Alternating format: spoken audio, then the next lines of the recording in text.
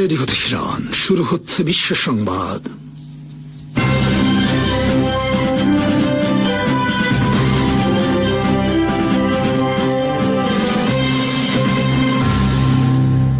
শুরুতেই সংবাদ শিরোনাম। ইরানের ইসলামিক রেভলিউশনারি গার্ড কর্পস বা আইআরজিসির মুখপাত্র ব্রিগেডিয়ার জেনারেল হোসেন মোহেব্বি দাবি করেছেন, চলমান যুদ্ধে যুক্তরাষ্ট্র কোনো লক্ষ্য অর্জন করতে না পেরে পরাজয় মেনে নিয়েছে। রোববার দেয়া এক বক্তব্যে তিনি বলেন, আমেরিকার জন্য এটি এমন একটি যুদ্ধ যেখানে কোনো সাফল্য ছাড়াই তাদের পরাজয় স্বীকার করতে হয়েছে। মোহেব্বি বলেন, যুদ্ধের শুরুতে যুক্তরাষ্ট্র যে লক্ষ্যগুলো নির্ধারণ করেছিল সেগুলো থেকে শত্রুপক্ষ দ্রুত পিছিয়ে যেতে বাধ্য হয়েছে। এখন তাদের লক্ষ্য ক্রমেই সীমিত হয়ে আসছে। তার দাবি, বর্তমানে যুক্তরাষ্ট্রের প্রধান প্রচেষ্টা হয়ে দাঁড়িয়েছে হরমুজ প্রণালী পুনরায় খুলে দেয়া। আইআরজিসির এই কর্মকর্তা বলেন, আগে যে হরমুজ প্রণালী আন্তর্জাতিক নৌ চলাচলের জন্য উন্মুক্ত ছিল, এখন সেটি যুক্তরাষ্ট্রের কাছে পুনরায় চালু করার বিষয় হয়ে দাঁড়িয়েছে। তবে ইরানের কাছে হরমুজ এখন আর কেবল একটি জলপথ নয়, এটি হয়ে উঠেছে একটি যুদ্ধের ভূগোল।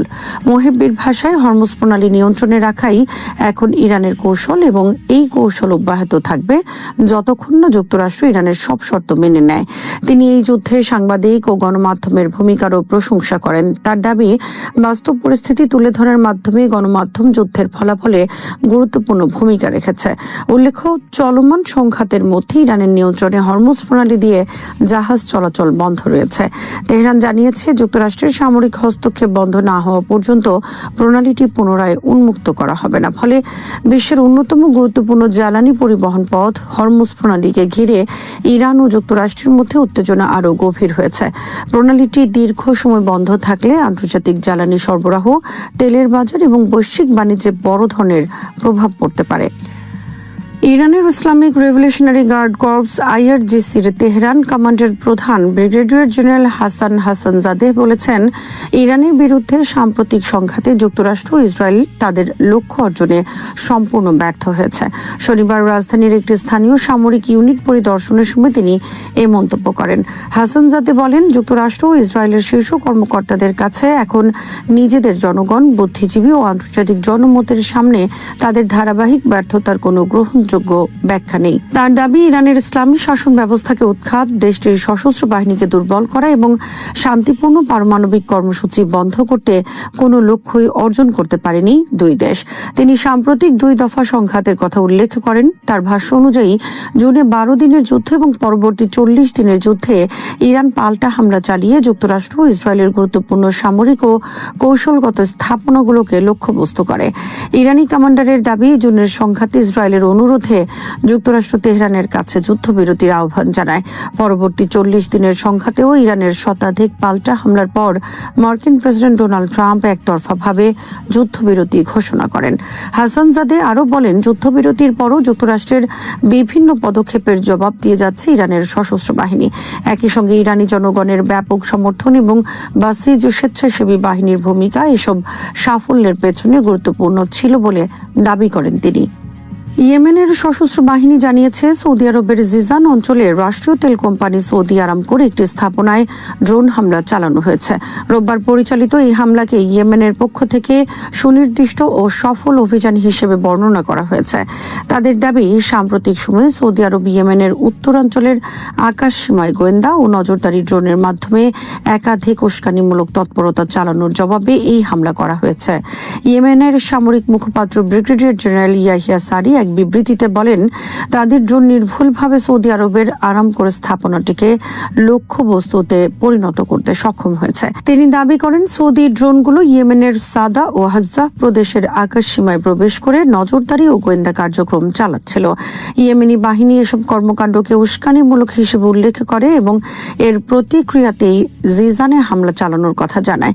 জিজান সৌদি আরবের দক্ষিণ পশ্চিমাঞ্চলে অবস্থিত এবং ইয়েমেন সীমান্তের কাছাকাছি হওয়ায় এই অঞ্চলটি দীর্ঘদিন ধরে দুই দেশের সামরিক উত্তেজনার গুরুত্বপূর্ণ কেন্দ্র। বিশেষ করে ইয়েমেন যুদ্ধের প্রেক্ষাপটে সৌদি ভূখণ্ডের সীমান্তবর্তী স্থাপনা ও জ্বালানি অবকাঠামো বিভিন্ন সময় হামলার হুমকির মুখে পড়েছে। তবে হামলায় স্থাপনাটির কি পরিমাণ ক্ষয়ক্ষতি হয়েছে বা হতাহতের ঘটনা ঘটেছে কিনা সে বিষয়ে সৌদি কর্তৃপক্ষের পক্ষ থেকে তাৎক্ষণিকভাবে বিস্তারিত কোনো তথ্য পাওয়া যায়নি। ইয়েমেনি বাহিনী বলছে তাদের এই অভিযান সৌদি আরবের সামরিক কর্মকাণ্ডের জবাব। এর ফলে সৌদি আরব ও ইয়েমেনের মধ্যকার উত্তেজনা আরও বাড়তে পারে বলে আশঙ্কা করা হচ্ছে। বিশেষ করে গুরুত্বপূর্ণ তেল অবকাঠামোকে লক্ষ্য করে হামলার অভিযোগ আঞ্চলিক নিরাপত্তা ও জ্বালানি সরবরাহ নিয়ে নতুন উদ্বেগ তৈরি করতে পারে। ইরানের পররাষ্ট্র মন্ত্রণালয়ের সাবেক পররাষ্ট্রমন্ত্রী কামাল খাররাজির নামে একটি বিশেষ ডকুমেন্টেশন সেন্টার প্রতিষ্ঠার উদ্যোগ নিয়েছে। মন্ত্রণালয়ের institute for political and international studies IPIS এর প্রধান সাইদ খতিবজাদে রোববার এই ঘোষণা দেন। পররাষ্ট্র মন্ত্রণালয়ের নথিতে মহররম ও আশুরা শীর্ষক এক অনুষ্ঠানে বক্তব্য দিতে গিয়ে খতিবজাদে কামাল খাররাজির অবদানের প্রতি শ্রদ্ধা জানান। তিনি বলেন, খাররাজি পররাষ্ট্রমন্ত্রী থাকাকালীনই পররাষ্ট্র মন্ত্রণালয়ের ডকুমেন্টেশন সেন্টার প্রতিষ্ঠিত হয়েছিল। ফলে এই কেন্দ্রটি তার গুরুত্বপূর্ণ উত্তরাধিকারগুলোর একটি হিসেবে বিবেচিত হয়। খতিবজাদে জানান, খুব শিগগিরই মার্টার কামাল খাররাজি ডকুমেন্টেশন সেন্টার আনুষ্ঠানিকভাবে উদ্বোধন করা হবে। একই সঙ্গে পররাষ্ট্র মন্ত্রণালয়ের ঐতিহাসিক ও কূটনৈতিক নথি সংরক্ষণ ও প্রদর্শনের জন্য একটি বিশেষ জাদুঘরও প্রতিষ্ঠা করা হবে। তিনি আরও জানান, ইরানের বিশেষায়িত আর্কাইভের আওতায় কূটনীতি ও বৈদেশিক সম্পর্ক সংক্রান্ত 5 কোটিরও বেশি নথি ইতোমধ্যে গবেষক ও আগ্রহী ব্যক্তিদের জন্য উন্মুক্ত করা হয়েছে। এসব নথি ইরানের পররাষ্ট্রনীতি, আন্তর্জাতিক সম্পর্ক এবং বিভিন্ন ঐতিহাসিক কূটনৈতিক ঘটনার গবেষণায় গুরুত্বপূর্ণ ভূমিকা রাখতে পারে। কামাল খাররাজি 1997 থেকে 2005 সাল পর্যন্ত ইরানের পররাষ্ট্রমন্ত্রীর দায়িত্ব পালন করেন। এর আগে 1989 থেকে 1997 সাল পর্যন্ত তিনি জাতিসংঘের ইরানের রাষ্ট্রদূত ও স্থায়ী প্রতিনিধি ছিলেন। বহুপাক্ষিক কূটনীতি, আন্তর্জাতিক আইন এবং আলোচনার মাধ্যমে বিরোধ নিষ্পত্তির প্রবল সমর্থক হিসেবে তিনি পরিচিত ছিলেন। প্যারিসে অনুষ্ঠিত বার্ষিক লিডার্স ফর পিস সম্মেলনেও তিনি নিয়মিত অংশ নিতেন। আন্তর্জাতিক অঙ্গনে শান্তিপূর্ণ উপায়ে সংকট সমাধানের উপর তার জোর ইরানের কূটনৈতিক ঐতিহ্যের গুরুত্বপূর্ণ অংশ হিসেবে বিবেচিত হয়। তার নামে নতুন ডকুমেন্টেশন সেন্টার প্রতিষ্ঠা তাই ইরানের কূটনৈতিক ইতিহাস সংরক্ষণে একটি তাৎপর্যপূর্ণ পদক্ষেপ হিসেবে দেখা হচ্ছে। ইরানের প্রেসিডেন্ট মাসুদ পেজিশকিয়ান বলেছেন, দেশটির সর্বোচ্চ নেতা মোস্তফা খামেনির সঙ্গে বর্তমানে যোগাযোগ করা খুবই কঠিন হয়ে পড়েছে। তবে তিনি জোর দিয়ে বলেন, কঠিন পরিস্থিতির মধ্যেও খামেনির উপস্থিতি এবং নেতৃত্ব ইরানের জন্য এক বিশাল মানসিক শক্তির উৎস, যা দেশকে সংকট মোকাবেলায় এগিয়ে যেতে সহায়তা করছে। বুধবার এক বক্তব্যে পেজিশকিয়ান বলেন, এই মুহূর্তে তার সঙ্গে যোগাযোগ করা অত্যন্ত কঠিন, কিন্তু যাই হোক না কেন তার উপস্থিতি আমাদের জন্য বিরাট শক্তির উৎস। সেটি আমাদের এগিয়ে চলার সাহস যোগায়। মধ্যপ্রাচ্যে সামরিক সংঘাতের প্রেক্ষাপটে মোস্তফা খামেনির ভূমিকা নিয়ে নানা আলোচনা চলছে। যুক্তরাষ্ট্র ও ইসরায়েলের যৌথ হামলায় সংঘাত শুরুর সময় তিনি আহত হন বলে বিভিন্ন সূত্রে দাবি করা হয়েছে। একই হামলায় তার পিতা ও সাবেক সর্বোচ্চ নেতা আলী খামেনি নিহত হন বলে প্রতিবেদনে উল্লেখ করা হয়। এরপর মোস্তফা খামেনি দেশের সর্বোচ্চ নেতার দায়িত্ব গ্রহণ করেন। তবে তার দায়িত্ব নেওয়ার পর থেকে তিনি জনসম্মুখে খুবই কমই এসেছেন। দীর্ঘ সময় ধরে প্রকাশ্যে উপস্থিত না হওয়ায় তার শারীরিক অবস্থা, রাজনৈতিক কর্মকাণ্ড এবং সরকারের শীর্ষ পর্যায়ের অন্য কর্মকর্তাদের সঙ্গে সম্পর্ক নিয়ে নানা জল্পনা তৈরি হয়েছে। বিশেষ করে গত মাসে তার পিতার শেষকৃত্য অনুষ্ঠানে অনুপস্থিত থাকা এসব জল্পনাকে আরও উস্কে দিয়েছে। অনেক বিশ্লেষক প্রশ্ন তুলেছেন, তিনি কি নিরাপত্তাজনিত কারণে আড়ালে রয়েছেন, নাকি দেশের ক্ষমতার কেন্দ্রের ভেতরে অন্য কোনো জটিলতা কাজ করছে। যদিও এ বিষয়ে ইরানি কর্তৃপক্ষ আনুষ্ঠানিকভাবে খুব বেশি তথ্য প্রকাশ করেনি। প্রেসিডেন্ট পেজেশকিয়ান এসব গুঞ্জনকে গুরুত্ব না দেওয়ার আহ্বান জানিয়েছেন। তিনি বলেন, মোস্তফা খামেনির সঙ্গে তার একাধিক ফলপ্রসূ বৈঠক হয়েছে এবং প্রতিবারই তিনি আন্তরিকতা ও বাস্তবসম্মত দৃষ্টিভঙ্গির পরিচয় পেয়েছেন। পেজিশকিয়ানের ভাষায়, আমি তার সঙ্গে বেশ কয়েকটি গঠনমূলক বৈঠক করেছি। তিনি সবসময় অত্যন্ত সদয় আচরণ করেছেন এবং অত্যন্ত যুক্তিসঙ্গত ও সুদৃঢ় চিন্তাভাবনা তুলে ধরেছেন। তিনি আরো বলেন, বর্তমান নিরাপত্তা পরিস্থিতির কারণে অনেক মানুষ তার সম্পর্কে ভুল ধারণা তৈরি করার সুযোগ পাচ্ছে। দুঃখজনকভাবে বর্তমান পরিস্থিতি কিছু অসৎ উদ্দেশ্য প্রণোদিত মানুষকে তাকে ভিন্নভাবে উপস্থাপন করার সুযোগ করে দিচ্ছে। তারা তার একটি ভিন্ন চিত্র তুলে ধরার চেষ্টা করছেন, বলেন ইরানের প্রেসিডেন্ট। মুস্তাফা খামেনি সাম্প্রতিক সময়ে মূলত লিখিত বিবৃতির মাধ্যমেই দেশের জনগণ এবং সরকারি কর্মকর্তাদের উদ্দেশ্যে বার্তা দিয়েছেন। প্রকাশ্য সভা বা টেলিভিশন ভাষণে তার অনুপস্থিতি আন্তর্জাতিক গণমাধ্যমেও আলোচনার বিষয় হয়ে উঠেছে। বিশ্লেষকদের মতে চলমান নিরাপত্তা হুমকি এবং সম্ভাব্য নতুন হামলার শঙ্কার কারণে ইরানের সর্বোচ্চ নেতৃত্ব কঠোর নিরাপত্তা বলের মধ্যে অবস্থান করছেন। এমন পরিস্থিতিতে জনসম্মুখে উপস্থিতি সীমিত রাখা হতে পারে নিরাপত্তা কৌশলের অংশ। অন্যদিকে ইরানের রাজনৈতিক নেতৃত্ব বারবার জানিয়ে আসছে যে দেশের প্রশাসনিক কার্যক্রম, সামরিক সমন্বয় এবং কূটনৈতিক সিদ্ধান্ত স্বাভাবিকভাবেই পরিচালিত হচ্ছে। প্রেসিডেন্ট পেজেশকিয়ানের বক্তব্য সেই বার্তাকেই আরও জোরালো করেছে। তিনি ইঙ্গিত দেন সর্বোচ্চ নেতার সঙ্গে যোগাযোগে কিছুটা সীমাবদ্ধতা থাকলেও রাষ্ট্র পরিচালনার ক্ষেত্রে প্রয়োজনীয় নির্দেশনা ও সমন্বয় অব্যাহত রয়েছে। তার মতে নেতৃত্বের ধারাবাহিকতা বজায় রয়েছে এবং সরকারের বিভিন্ন পর্যায়ে সিদ্ধান্ত গ্রহণে কোনো অচলাবস্থা সৃষ্টি হয়নি। মধ্যপ্রাচ্যের চলমান উত্তেজনা, যুক্তরাষ্ট্রের সঙ্গে সংঘাত এবং আঞ্চলিক নিরাপত্তা উপস্থিতির মধ্যে ইরানের সর্বোচ্চ নেতার অবস্থান আন্তর্জাতিক পর্যবেক্ষকদের কাছেও গুরুত্বপূর্ণ বিষয় হয়ে উঠেছে। তাই মোস্তফা খামেনির স্বাস্থ্য, নিরাপত্তা এবং রাজনৈতিক ভূমিকা নিয়ে ভবিষ্যতেও আন্তর্জাতিক অঙ্গনে আলোচনা অব্যাহত থাকবে বলে ধারণা করা হচ্ছে। সব মিলিয়ে প্রেসিডেন্ট মাসুদ পেজিশকিয়ানের সর্বশেষ মন্তব্যে স্পষ্ট হয়েছে যে যোগাযোগে জটিলতা থাকলেও তিনি মোস্তফা খামেনির নেতৃত্বের প্রতি পূর্ণ আস্থা রাখছেন। একই সঙ্গে তিনি দেশি মহলে ছড়িয়ে পড়া বিভিন্ন জল্পনা ও সমালোচনার জবাবে জানিয়েছেন, বাস্তবে সর্বোচ্চ নেতা অত্যন্ত যুক্তিবাদী, সদয় এবং রাষ্ট্র পরিচালনায় সক্রিয় ভূমিকা পালন করছেন। তার মতে বর্তমান সংকটময় সময়ে মোস্তফা খামেনির নেতৃত্বই ইরানের জন্য সবচেয়ে বড় শক্তির উৎস। মার্কিন যুক্তরাষ্ট্র গাজা যুদ্ধের দ্বিতীয় ধাপের সম্ভাব্য সমঝোতা বাস্তবায়নের জন্য একটি খসড়া চুক্তি ইসরায়েলের কাছে পাঠিয়েছে, তবে সেই প্রস্তাবে এখনো চূড়ান্ত অনুমোদন দেয়নি তেল আবিব।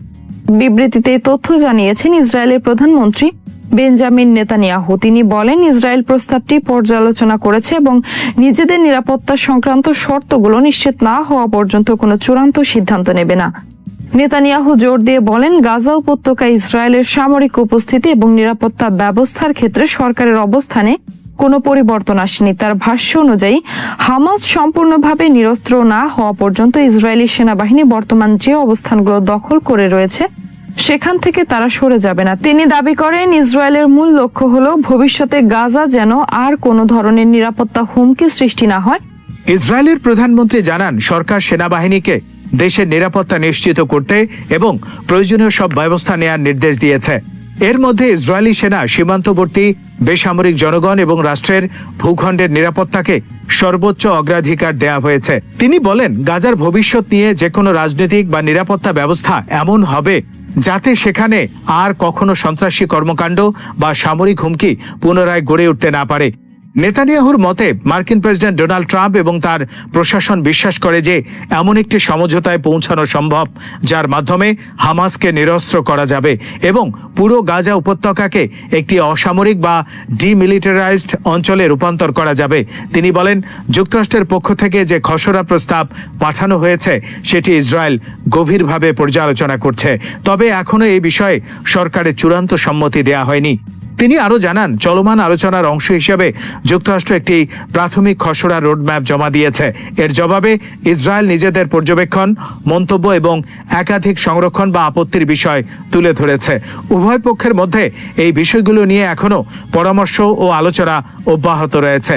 নেতানিয়াহু বলেন, আলোচনার উদ্দেশ্য হলো এমন একটি কাঠামো তৈরি করা যা একদিকে যুদ্ধের অবসানের পথ তৈরি করবে, অন্যদিকে ইসরায়েলের দীর্ঘমেয়াদী নিরাপত্তা নিশ্চিত করবে। এদিকে ইসরায়েলি সামরিক সূত্র জানিয়েছে, গাজা উপত্যকায় লক্ষ্যভিত্তিক হত্যাকাণ্ড এবং টার্গেটেড কিলিং পরিচালনার ক্ষেত্রে নতুন নিয়ম কার্যকর করা হয়েছে। নতুন নির্দেশনা অনুযায়ী এখন থেকে গাজায় কোনো লক্ষ্যভিত্তিক হামলা চালানোর আগে অবশ্যই ইসরায়েলি সেনাবাহিনীর চিফ অব স্টাফ জেনারেল ইয়াল জামিলের সরাসরি অনুমোদন নিতে হবে। এর আগে দক্ষিণাঞ্চলীয় কমান্ডের মাঠ পর্যায়ের কমান্ডাররাই এ ধরনের অভিযানের অনুমোদন দিতে পারতেন। সামরিক সূত্রগুলোর মতে এই পরিবর্তনের উদ্দেশ্য হল গাজায় চলমান সংবেদনশীল পরিস্থিতিতে উচ্চ পর্যায়ের রাজনৈতিক ও সামরিক সমন্বয় নিশ্চিত করা এবং যে কোনো অভিযান শুরু করার আগে সম্ভাব্য কূটনৈতিক ও নিরাপত্তাজনিত প্রভাব বিবেচনায় নেয়া, বিশেষ করে যুদ্ধবিরতি, বন্দি বিনিময় বা নতুন কোনো সমঝোতা নিয়ে আলোচনা চলার সময় যাতে অনাকাঙ্ক্ষিত সামরিক পদক্ষেপ আলোচনাকে ব্যাহত না করে সে বিষয়ে গুরুত্ব দেওয়া হচ্ছে।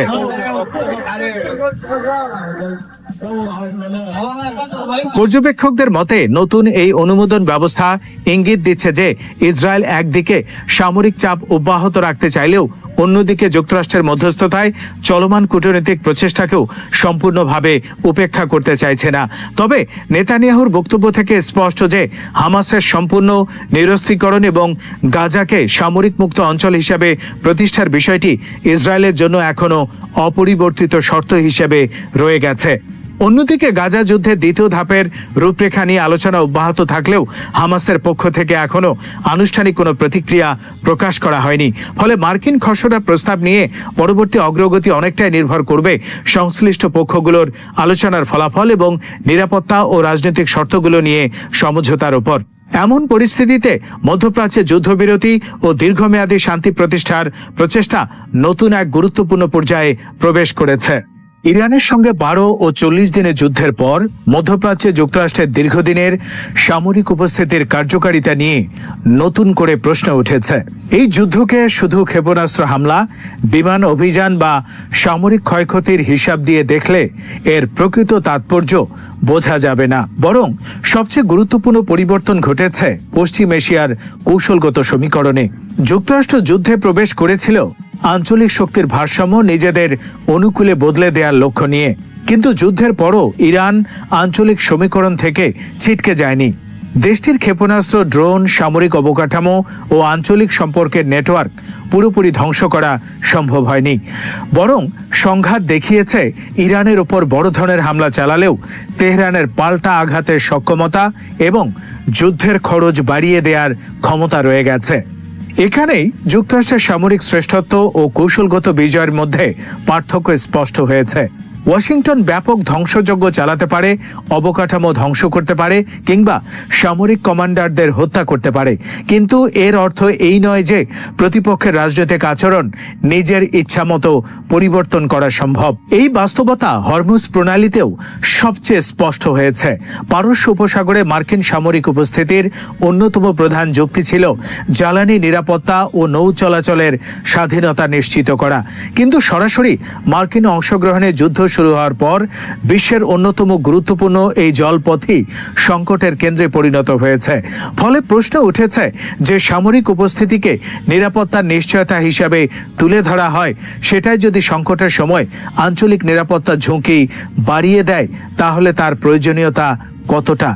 উপসাগরীয় দেশগুলো বছরের পর বছর বিপুল অর্থ ব্যয় করে মার্কিন অস্ত্র কিনছে এবং মার্কিন সামরিক ঘাঁটিকে নিরাপত্তার অংশ হিসেবে গ্রহণ করেছে, কিন্তু যুদ্ধ প্রমাণ করেছে যুক্তরাষ্ট্র ইরান সরাসরি সংঘাতে এসব দেশও এর অর্থনৈতিক ও নিরাপত্তাগত পরিণতি থেকে নিজেদের পুরোপুরি দূরে রাখতে পারে না।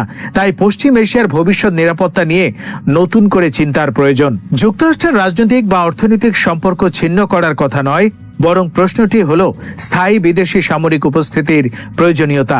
ইরান, সৌদি আরব, সংযুক্ত আরব আমিরাত, ওমান, ইরাক সহ আঞ্চলিক দেশগুলো নিজেদের মধ্যে নতুন নিরাপত্তা কাঠামো গড়ে তুলতে পারে।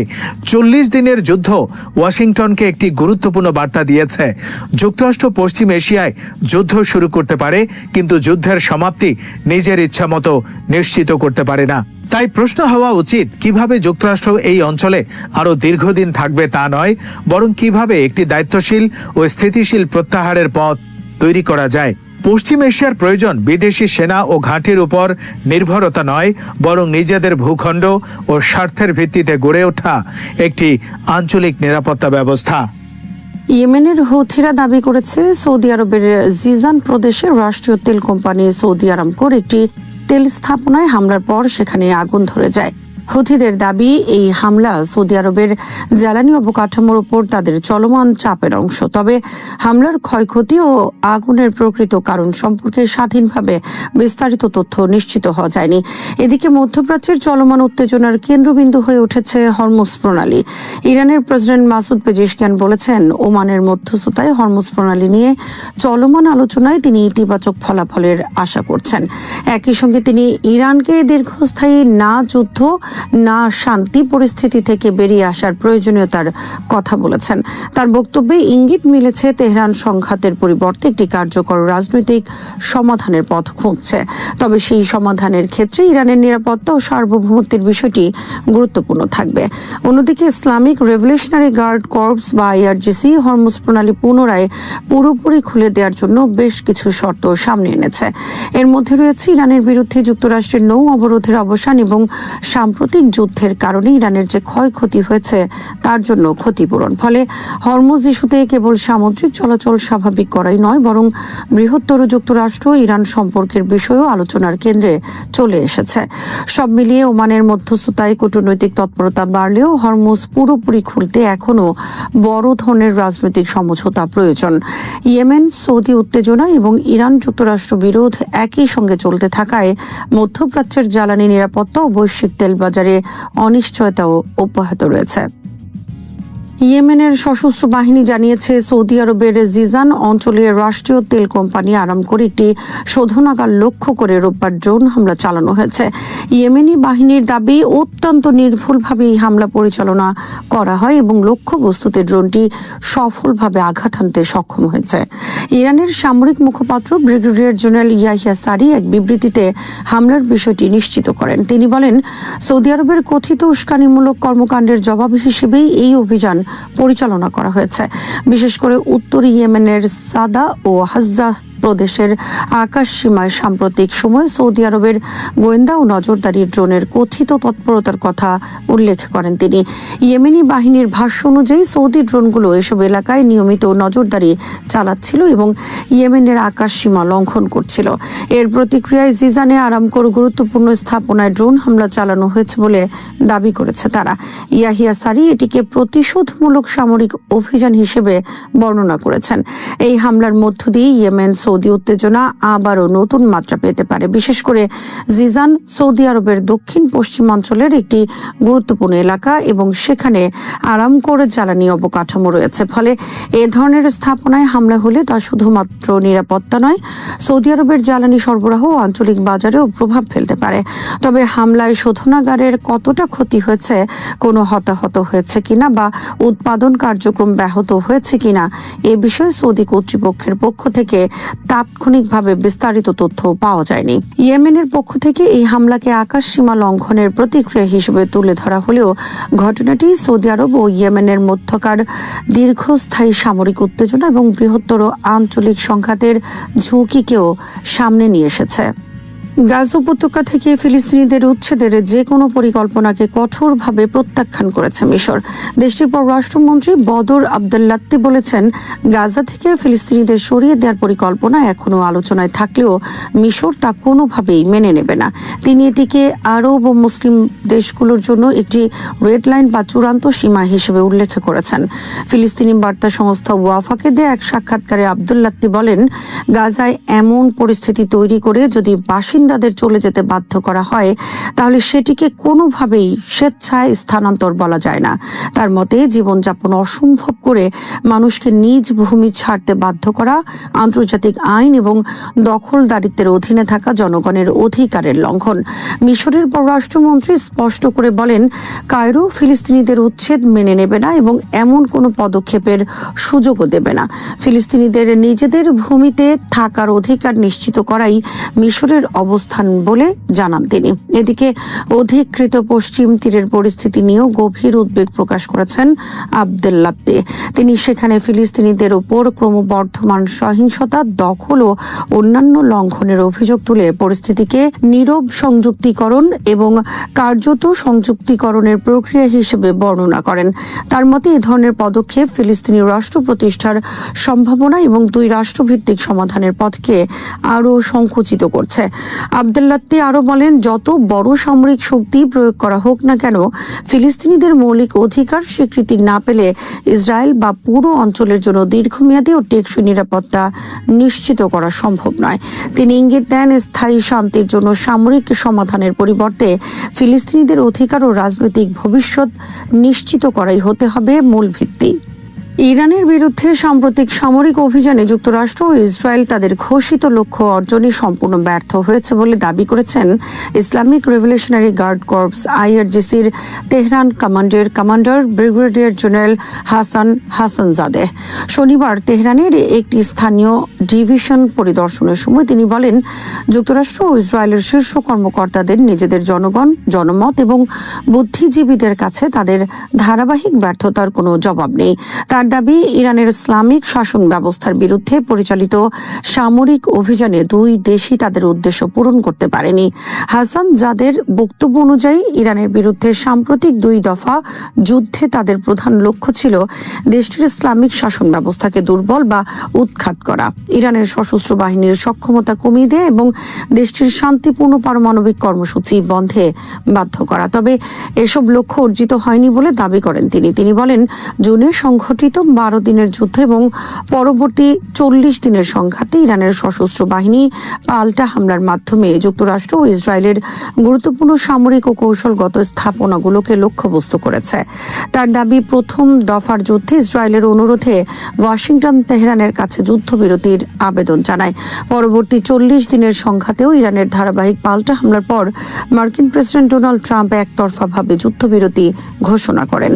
হাসানজাদে আরও বলেন, যুদ্ধবিরতির পরও যুক্তরাষ্ট্রের বিভিন্ন কর্মকাণ্ডের জবাব দিয়ে যাচ্ছে ইরানের সশস্ত্র বাহিনী।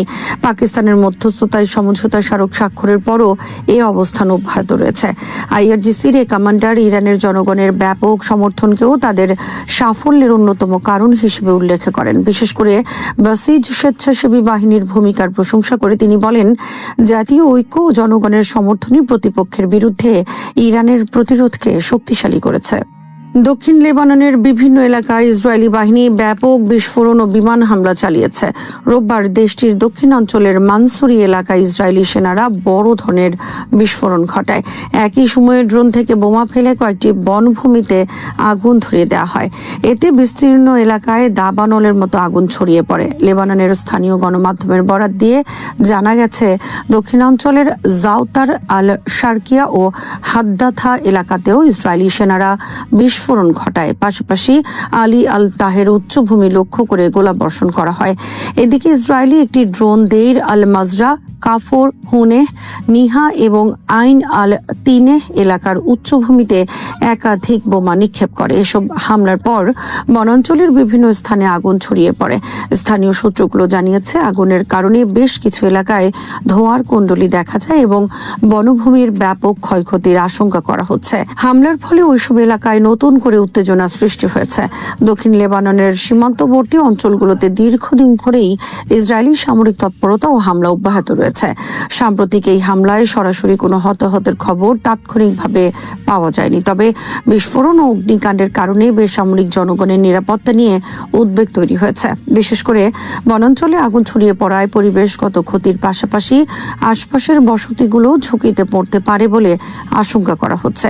লেবাননের দক্ষিণাঞ্চলে ইসরায়েলি হামলা ও সামরিক তৎপরতা এমন সময় বাড়ল যখন অঞ্চলটিতে সংঘাত কমিয়ে উত্তেজনা প্রশমনের জন্য বিভিন্ন পর্যায়ে কূটনৈতিক প্রচেষ্টা চলছে। তবে মাঠ পর্যায়ে ধারাবাহিক হামলা পরিস্থিতিকে আরও জটিল করে তুলছে। শ্রোতা বন্ধুরা, বিশ্ব সংবাদে এই ছিল আমাদের সর্বশেষ আয়োজন। সঙ্গে থাকার জন্য আপনাদের সবাইকে অসংখ্য ধন্যবাদ।